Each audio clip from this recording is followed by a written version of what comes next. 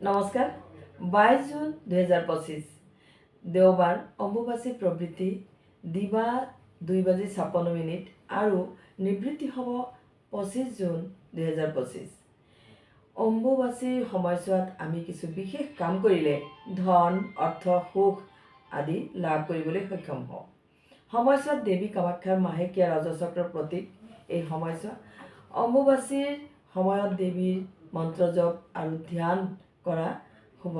সেয়েহে আমি এই সময়ছোৱাত দেৱীৰ ধ্যান আৰু তেওঁৰ মন্ত্ৰ জপ কৰিব লাগে। এই 3-4 দিন আমি যদি দেৱীৰ প্ৰতি আমি অকণমান অধিক ভক্তি প্ৰদান কৰোঁ তেনেহ'লে আমাৰ কাৰণে অত্যন্ত শুভ।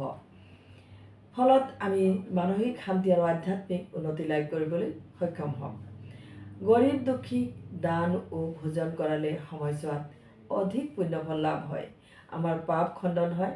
যদি দুখীয়া মানুহক আমি কিছু অৰ্থ দান কৰোঁ বা আমি অন্ন দান কৰিব পাৰোঁ, আমি চাউল আৰু বিভিন্ন শস্য ফল ফলাদি দান কৰি তেওঁলোকৰ পৰা আশীৰ্বাদ লোৱা উচিত।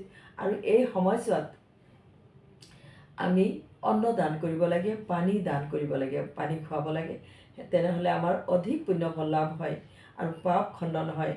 স্বামী স্ত্ৰী একেলগে মিলি উপবাস কৰিলে দাম্পত্য সুখ শান্তি বৃদ্ধি হয় আৰু ঘৰত সমৃদ্ধি বৃদ্ধি হয়, সন্তানসকলৰ উন্নতি হয়। নতুন কোনো কাম সময়ছোৱাত কৰিব নালাগে, বৰ্জন কৰিব লাগে। বিবাহ, গৃহপ্ৰৱেশ আৰু উপনয়ন ইত্যাদি কামবোৰো আমি বৰ্জন কৰা উচিত। এই কামৰ পৰা আমি সম্পূৰ্ণৰূপে বিৰত থাকিব লাগে। কৃষি কাম আৰু খনন কাৰ্য, মাটি খন্দা কামৰ পৰা আমি সম্পূৰ্ণৰূপে বৰ্জন কৰিব লাগে।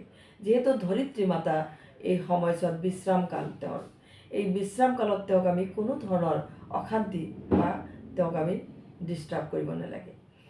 অম্বুবাচী মূলতঃ শক্তিৰ উৎস আৰু এই কাৰ্যত আমি নাৰী শক্তিক আমি বিশ্ৰাম কাল বুলি ভাবোঁ।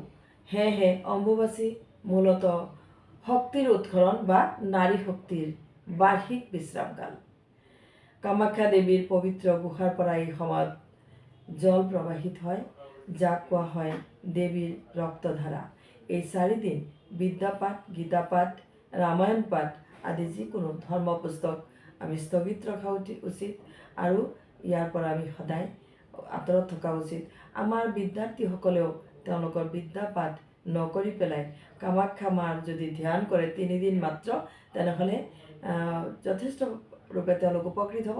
কিন্তু তেওঁলোকৰ যদি বিদ্যাৰ বিশেষ তেওঁলোকৰ প্ৰয়োজন আছে, তেনেহ'লে তেওঁলোকে কামাখ্যা মাতাৰ ধ্যান জপ কৰি পেলাই বিদ্যা অৰ্জন কৰিব পাৰিব, অধ্যয়ন কৰিব পাৰিব।